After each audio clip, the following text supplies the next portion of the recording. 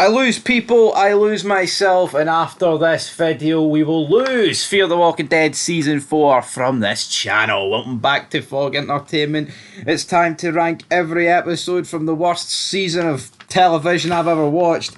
An average rating of 3.66 overall. Yeah, when Morgan was talking about losing, Morgan says he loses people, and I agree with him. Surely in this season he lost the ratings. Surely he lost the viewers. I would imagine most people sticking with Fear the Walking Dead probably tuned out, and when you look at the numbers, there was a pretty big decline in viewership. And can I blame people? No. Easily the worst season so far of Fear the Walking Dead. Not that the first three were masterpieces by any means, but we took a big step backwards. Pretty much feels like a new show now. The whole family Clark thing has been pushed to one side. At the moment, only Alicia really remains. Yes, you have other members that are affiliated with the Clark family, like Strand. But yeah, just overall, not a great season. A horrible new filter as well, which I don't think helped anybody. First half of the season was basically told in flashbacks too, which is too much, too confusing. I like a flashback, but you can't tell a whole half a season in a flashback. Surely, flashbacks should be used sporadically, and they shouldn't be the main focus for 8 episodes. They shouldn't be. 58.5 out of 160, so I mean, we're talking way less than half. Let's put this into perspective. That's the score, by the way, if anyone's wondering. Let's put it into perspective, right? So 16 episodes, you can get a total of 160. But obviously this show couldn't scrape 160 together, even if it tried, damn it. But let's look at it. Game of Thrones, right? Season 2. Spoiler alert for all our Game of Thrones freaks out there. That got 60 out of 100, and it got 1.5 more in 6 less episodes. And it was a mediocre season. We barely rated it. So that just goes to show how bad season 4 of Fear the Walking Dead was. I mean, six more episodes and it got less than a season we thought was pretty poor. Average or about that? Come on. Morgan, damn it. What's his second name? Jones. Morgan Jones. Fucking sort out Morgan Jones anyway. Coming in 16th place. How low can you go? 1.5 out of 10. ... I lose myself. ... This is pish. Because that's exactly what it is. The worst season finale I've ever seen in TV history. It would have to be to get a 1.5 out of 10. Awful.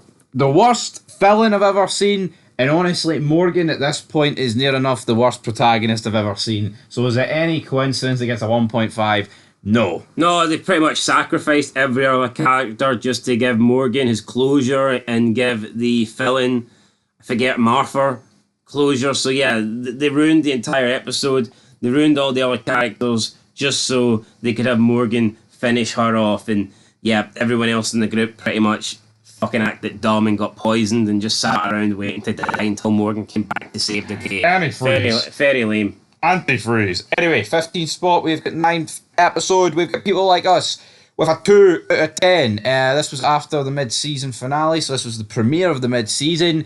Charlie, June, and Big John, they were living in a school bus. Strand's getting drunk with Luciana and Alicia in a mansion. Morgan is literally just going between each group, being like, hey guys, do you want to kill people again? Even though he wasn't saying that, but Alicia's kind of wanting to kill people.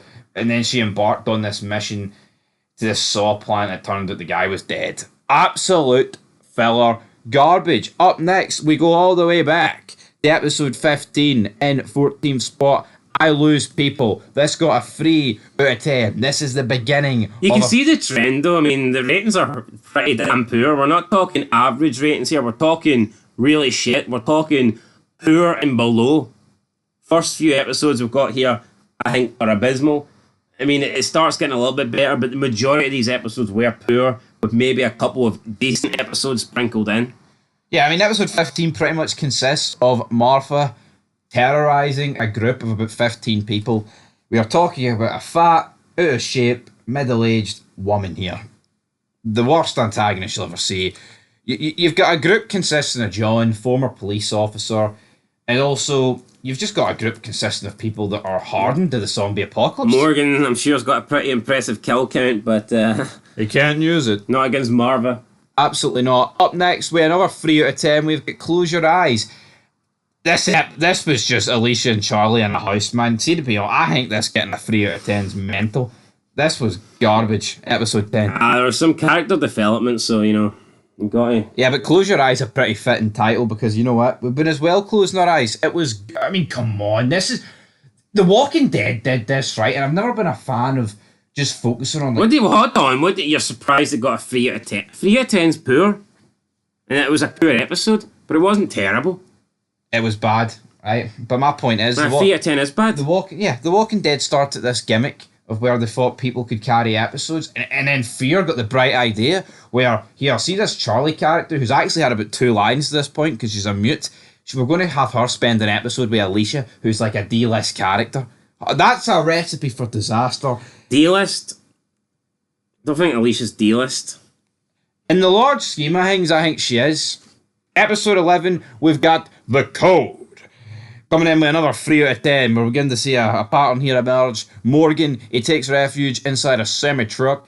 Take what you need, leave what you don't. He wakes up inside Mississippi. Inside a gas station, we're introduced here to a black guy, crippled guy in a wheelchair, and his sister who is whiter than a carton of milk. Are they related? Who knows? But the episode was also related to the other 3 out of 10s. It was pish. Yeah, when I first seen these new characters, I thought they're going to absolutely suck, but they actually turned out not being that bad, so... Wendell and Sarah. Yeah, there you go. Introduced to Jimbo as well. We were introduced as well, sadly, to Martha. God awful. Episode 1 comes in next to 11th spot with another 3 out of 10. 3 out of 10 just seems to be the favourite number to go for here. This episode, of course, was the debut of Morgan. What's your story? We saw the introduction of Althea. We've seen Rick as well, but that wasn't enough to boost up the rating. It's actually mad. We've seen Rick, we've seen Carol, we've seen quite a lot of people for the original Walking Dead show. Obviously, this correlates it with season 8 of The Walking Dead ending, so this did a pretty decent rating, 4.009 in terms of TV ratings, but in terms of our rating, it was a 3 out of 10. Up next, we have another 3 out of 10. Ho ho! 10th spot, we've got episode 7, The Wrong Side of Where You Are Now. I feel like we're on the wrong side of Fear the Walking Dead episodes. First 3 seasons look like go-to television compared to this garbage, but again, this was the period where we're getting flashbacks, current stuff, shitey grey filters. Oh, look, Madison's dead, but we've got Ennis and the Vultures and they're bloody... Oh, man, I hate it. I think they're the worst villains going, apart from Martha. They weren't great, let's be honest. Probably, I mean, there's not been that many villains, though, I don't think, in Fear. Or at least proper villains. Yeah, you've had bad people, but no one's really had a build-up. And to be fair, these people were pretty much the main focus for the first 8 episodes. Didn't do anything for me. Didn't do anything for him, didn't do anything for me. This episode, you've got Charlie and Mel, essentially. Like, they get took in, but then Mel drives out, and then that's when you see, like, Alicia and Nick go after them. And then that's when episode 8 comes in, with 9th spot here, with another 3 out of 10. No one's gone. We see how Madison died. You know, you get Strand sitting there. She was so heroic. You know, you've got the slow motion.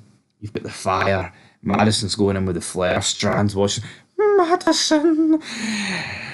Yeah, 3 out of 10. I thought it was an awful episode. Mid-season finale. Garbage. Madison fucking sucks. Althea, we've seen the flashback about how she met Madison. She gave me noodles when they first met. Well, you know what? This episode, this season is like super noodles or pot noodles when you don't put the sachet in. Bland. Flavourless shit. Worthy of going straight in the bin. Straight in the bin. Up next is a 3.5. We're moving on up. We're moving now. Moving to the big leagues. Another Day in the Diamond. This episode was called...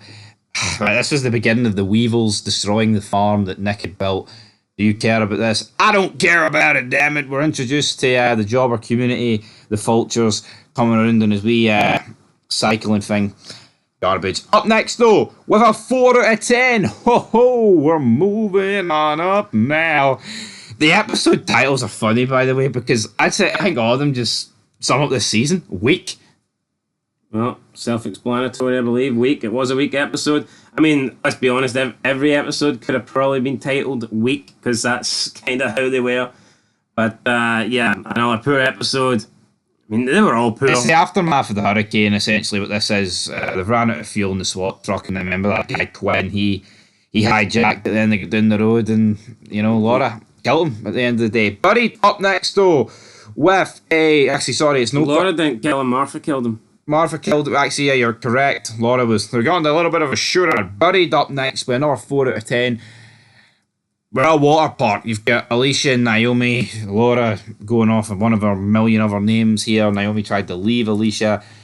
Strand, he tried to, he'd tell his wee gay... Well, not even his partner at this stage, man. Just some other gay guy here. I've got this truck in case things go pear-shaped. Me and you have got enough for 2 people. Two people. Me and you enough for a butt buddy today. But Strand, it's just an issue filled with condoms, brother. Yeah, so his little friend wasn't too happy and he didn't like the fact that Strand was willing to walk out on the group. Does it surprise me? Nah, Strand is a pretty selfish character, so I can't say I'm shocked that he had these supplies. Yeah, but I mean, he's supposed to be a big Madison fan. Why not ask Madison to leave with him? Yeah, Strand. Well, Madison would take her kids. Now, maybe it's because fucking Strand just is gay. How about that? Yeah. He always had a wee liking for Nick. Up next, we have got episode 6 in 5th place, 4.5 out of 10, just in case. This episode, we've seen flashbacks. Madison and Strand joining Naomi on a supply run to the shelter where she left her daughter when she went to try and get insulin for her. And she died. Her daughter died. I think it was insulin. Could have been an inhaler. I don't really care what it was. Her daughter's irrelevant. We haven't seen her daughter. And essentially that's what the episode is about. We see Morgan and John get confronted at the end of the episode by the Vultures. Then Alicia and her wee band of misfits turn up. And then it turns out Naomi was a part of the Vultures all along. Damn it. All along. Up next, episode 3. We have 5 out of 10 in 4th spot. We've got Good out here. It's all bad out here. This was the episode where Nick died.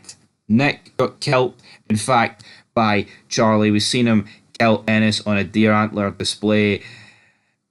Shocking death. Obviously, it elevates the episode, Nick dying, but I mean, a 5 out of 10, it's not exactly. I mean, it is run of the mill, isn't it? It's average. Yeah, like I'm all for killing people off and stuff, but I think they made the wrong decision here, killing that guy. Personally, wouldn't have killed him, but they decided to do it, so it is what it is. What I hear about it as well, it's like the fact Charlie kills her and Alicia actually runs off. Luciana run off after this Charlie kid and just let her go. Yeah, I mean, I am sick to death of these shows and the loopholes and the bad writing just because someone's a woman or someone's a kid and they allow them to get away with things that they would just never allow a male to get away with, and it's because, well, we can't have the protagonist group kill a kid because then it would make them look like antagonists. I disagree, alright? I think if you kill a kid or a woman that is worthy of death, I don't think that makes you look like an antagonist. Yeah, let's take Rick's group, for example, in The Walking Dead. Season 6, we see them commit, let's be honest, a fucking massacre on one of Negan's outposts, right? Without really seeing any reason for them to do that. There's no justifiable reason, really, for Rick's group to go in and kill all those guys. We've heard stories, but you can't determine that everybody that was asleep that night is done. You can't say they deserve to die. No. Yeah, when Rick's group does that, they're still being portrayed as, oh, look, Rick's group's kicking ass. Rick's group is the protagonist. How can you go and kill, like, a bunch of people, like, in their sleep and be the protagonist? Defenseless people. Yeah, you can't even get revenge on Charlie, who's just killed your brother, without all of a sudden somehow coming off as a bad guy. I personally don't get it, man. I think it's really dumb. No, it is really dumb. It's like it's almost like the mass murder of men is fine, but here you kill a child or a woman who hurt your loved one, you're a bastard. Yeah, it's not like we're walking up and punching random people in the street here. We're talking about bad people that are killing others and still they're protected. Absolutely. Can you tell me one male protagonist kill on a female in The Walking Dead? Is there one? Can you name one? Negan killing Alpha? Oh, we're really saying Negan. I'm not buying that. I think.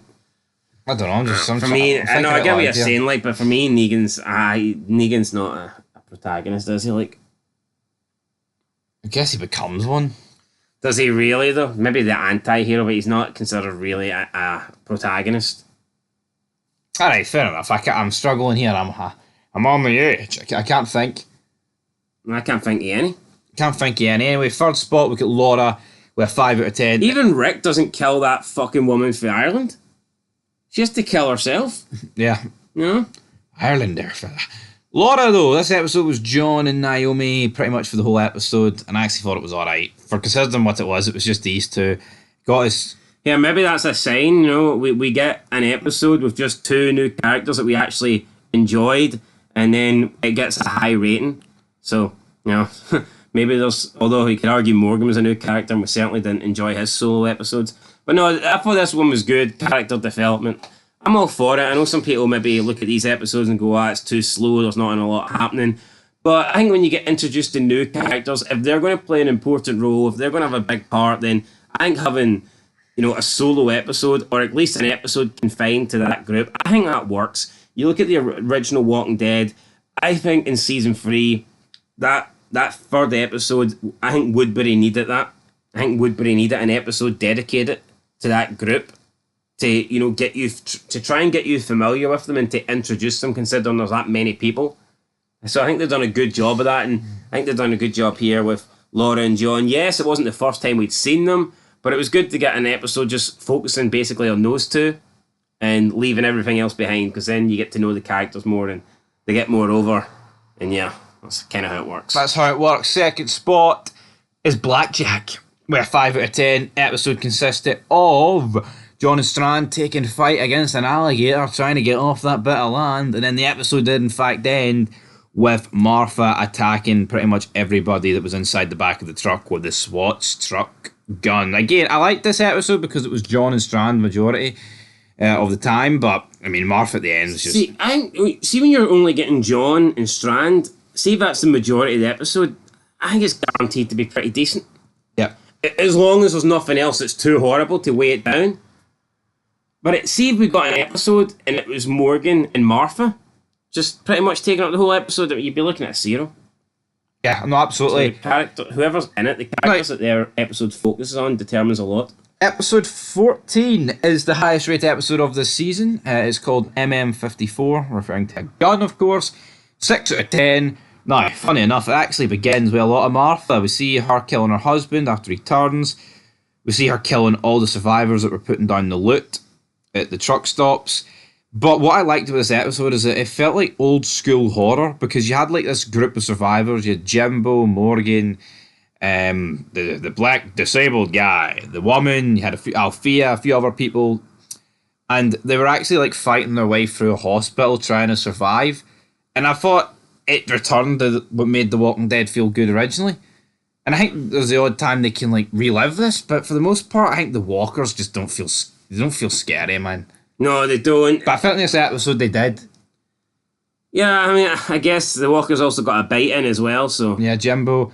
And of course, the episode ends with Alicia and Charlie getting to where Strand and Big John were. So that's it, guys. MM54 coming in top spot, an average of 3.66 out of 10. That is garbage. I think we will struggle across our years of reviewing stuff on this channel to beat that, unless it is from Fear the Walking Dead. Yeah, we've heard that it gets a lot worse. Season 5 apparently is the shits. So yeah, the shits, damn it. We'll see what kind of rating that season 5 can deliver. But yeah, that's it, guys. We'll catch you in the next one. That's our ranking overall. Got a low rating, but what do you expect? It's Fear the Walking Dead, and we fear it.